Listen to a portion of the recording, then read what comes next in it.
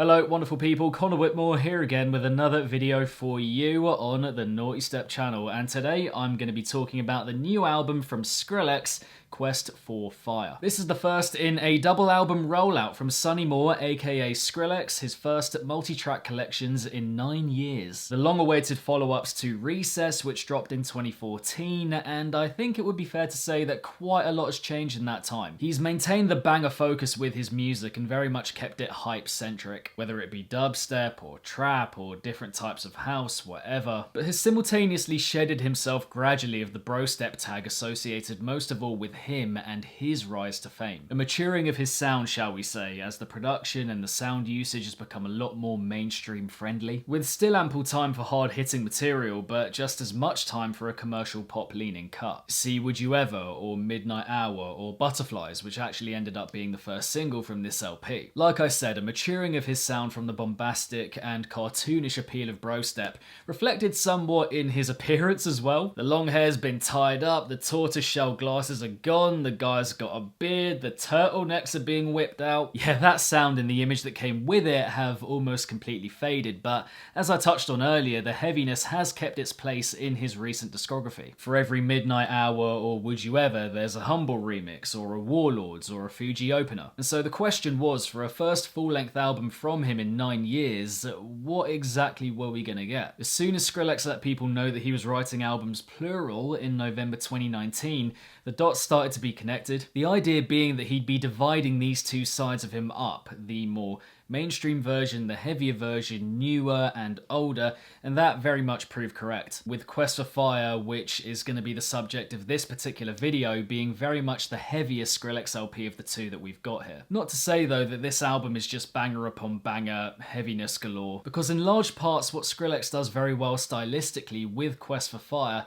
is root his newer self in his older self, bringing the cleaner production and the more mainstream appeal together with older classic Skrillex sounds to very good effect, which is evident from the very off with the bass house opener Leave Me Like This with Bobby Raps. That higher pitched, sugary kind of vocal is something that's become very common in Skrillex's music in the recent past. A very catchy vocal at that, let me add. And the production has that very clean, updated feel, lovely rounded off sound. But in amidst that, you have the kind of deep-lying, wubby synth usage that reminds you of why you got into his music in the first place. The yoink sounds, the kind of bam that stitch together a lot of these sections, add a kind of necessary evil and take you right back to Purple Lamborghini. It's new, clearly marrying old, and the energy of the track overall provides the perfect platform for that to be made known. Gets the album into its swing and swagger from the very beginning. I mean, yeah, it's a statement-making opening. Following that is Ratata with Missy Elliott and Monsieur Oiseau, and by this point, I mean, we all know Skrillex has become renowned for the wild varieties of artists he brings together,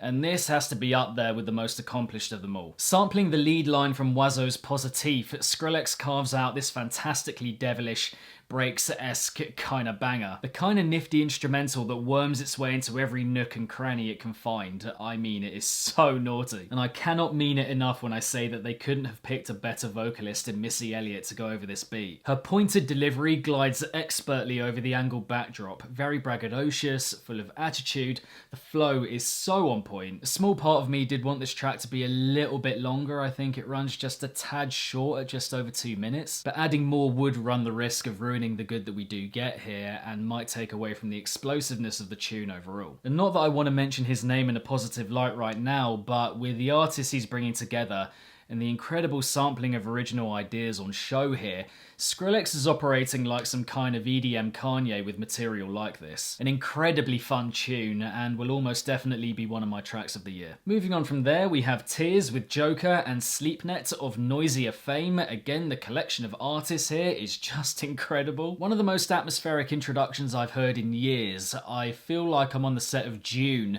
looking out over this vast plain of sand and mist. All the while, the refrain of "Don't you see the tears?" just piercing through the track, echoing throughout your head like, yeah bro, not only can I see the tears, I can feel them running down my face because this track is so chilling. The drops hit really hard too, this muffled digger-like kind of sound that somehow cuts really deep even with it being so squashed, and very well produced and put together, just incredibly cohesive given how much is going on. Rumble with Fred again and Flowdan follows in a similar vein in that it's very clean, the production has this tiny chipping away kind of feel about it. The chemistry between Flowdan and the gritty instrumental is clear throughout, and it gives the track this dark, seismic appeal, very much imitating rumbling earth. I mean, I'm not sure quite where it would place on the Richter scale or anything like that, but it does be rumbling, and like Tears, just incredibly coherent and cohesive given the amount going on. And the good continues with the incredibly dreamy house cut Butterflies alongside Fortet and Stara, the oldest track on the album and one that I've personally found to be more and more gorgeous the more I've gone back to it. Stara's vocal is as soothing as it gets, and the instrumental's very ethereal, just shimmering along in this really beautiful way. The percussion is notably different to the original released cut in parts here and there,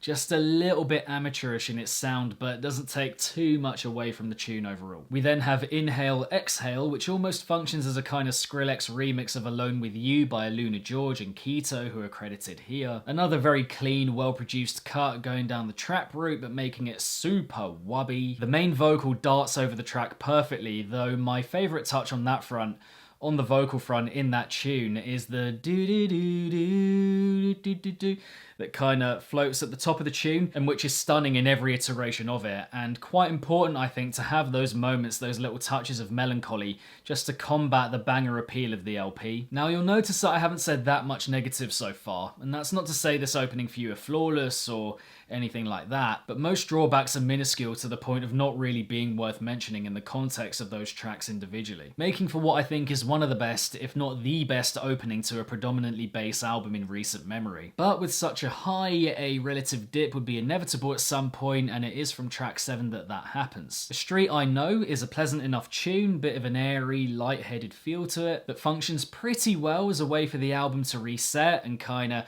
quell the energy a little in preparation for its second half, but which in itself feels just a little bit too nondescript and characterless to feature in this LP, even as it perks up a little bit towards the end. Xena brings the collection back into focus with one of the most emphatic ideas across the whole thing. The percussive sequence that makes up each drop is riveting, the execution is insane in how clean it is, the way it rattles through your mind in the best way, with Palestinian vocalist Nai Barghouti providing the right amount of flair to complement that backdrop. But I can't ignore the main idea getting a little bit tired by the time the rampant Speedhouse-esque kind of third drop comes around, which also kind of comes out of nowhere. I like how long the track is. I'm not saying he should have just, I don't know, chopped it off, but it does feel a bit empty and barren in comparison with the dubstep and the mumba that we get before it. Too Bizarre with Posse, Sick Brain, and Sway Lee of Ray Shremmerd fame follows that. The energy is very much kept up. You can really hear the warmth of Posse's production in the drops, and Sway Lee's vocal is catchy enough. I mean, it's fun, it's chipper, but creativity-wise, invention-wise, this just adds to the lull of the album at this point that I mentioned earlier. Very bereft of the star-studded factor of the opening few tracks, and resorting to aimless vocal chopping is the biggest sign of that. Also, those little sick brain shouting interjections that we get,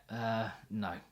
Just no. We then have what is for me the most interesting track on the album, Hydrate with Flowdan, Beam, and Peekaboo. Interesting in the sense that what we effectively get here is two distinct and good ideas melded together in a not particularly organic way. Beam's rosy vocal could be a track in and of itself. The lyrics are great, he hits all the right notes, the tone of it is lovely. Then the Flowdan and Peekaboo input could be a filthy rhythm dubstep track in itself, just simple and to the point in all the right ways, but do these two distinct and separate ideas work together? I'm not so sure. Apparent early doors with the dubstep taking you right out of the experience of Beam's vocal that opens the track up. A bit jarring, with the same thing happening at the end, but the other way around. Fantastic individual sequences and elements, don't get me wrong, but not much chemistry in bringing them together, in my opinion. Good Space with Stara falls very much into the same category as A Street I Know, just feeling like album filler. Another track I just can't help but call fine, that doesn't add much of note to the project overall, with more ineffective vocal chopping. Supersonic is similar to Inhale Exhale in that it kind of functions like a remix of an original, this time of Josh Pan and Dylan Brady's Supersonic. In collaboration with Noisier, a track that's been out almost 2 years, and I've gone back to it time and time again, and it's just never fully clicked with me. Pan's vocal has got this kind of dreary feel about it that's always come off a bit naff to me. And the first drop, you mean to tell me that something this straightforward came from Skrillex and Noisier?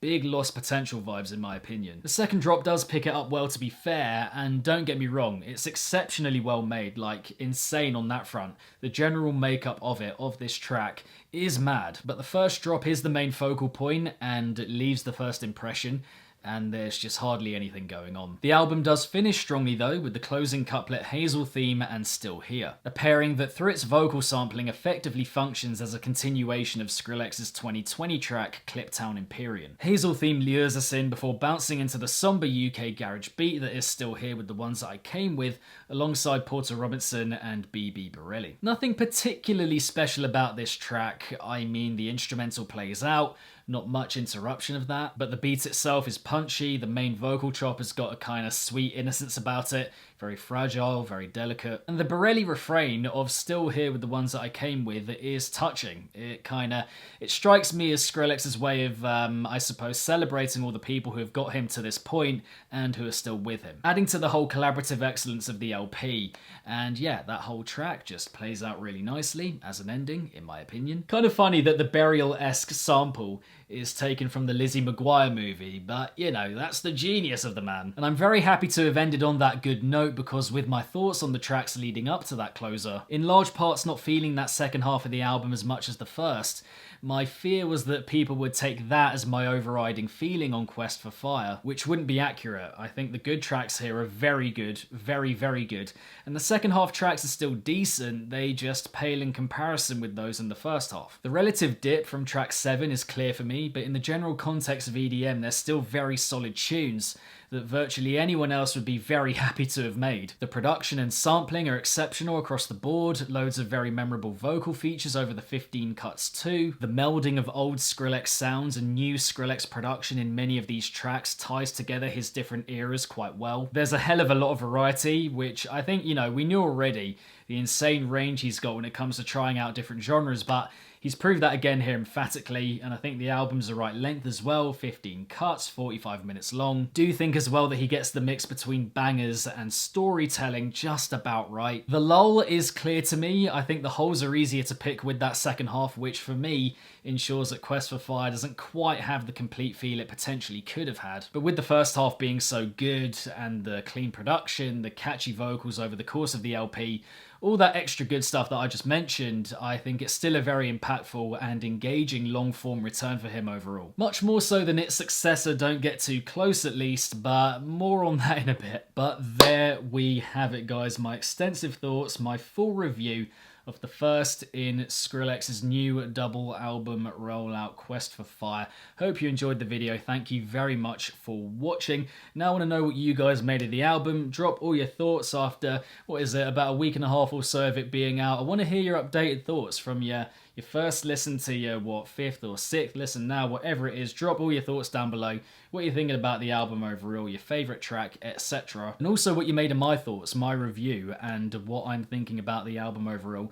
At this point, what is it, 10 or so listens in for me, whatever it is. But yeah, anyway, beyond that, please do subscribe to the channel if you haven't yet, and hit the notification bell along the way so you can be notified whenever one of my videos goes live. And beyond that, got the Patreon linked in the description down below if a load more extra bass music coverage content is what you want. Yeah, that is in the description.